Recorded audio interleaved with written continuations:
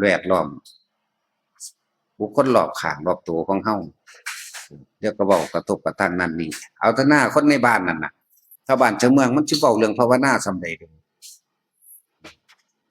มันสิเว้าเรื่องฌาน1 2 3 4มันสิเว้าเรื่องประวัติพระพุทธเจ้าพระอานนท์พระอนุรุตมันสิเว้าเรื่องธรรมะส่ำใดเดี๋ยวนี้มื้อหนึ่งนั่นน่ะมันสิเข้ามาสนทนาธรรมกันแบบเป็นลำเป็นสันมันส่ำใดมันบ่ถึงมีส่ำนะแล้วแต่ว่าผู้อันคิดว่าสิไปภาวนาข้างนอกพอได้อันหามีเงินมาจั่งอันสร้างกุฏิซอยเพิ่นหรือเฮ็ดอันนั้นอันนี้ร่วมบุญบวชเอาดอกกูเอาดอกเฮาจังซั่นสิคิดไปโตบวชอยู่แท้ๆโตก็ยังออกไป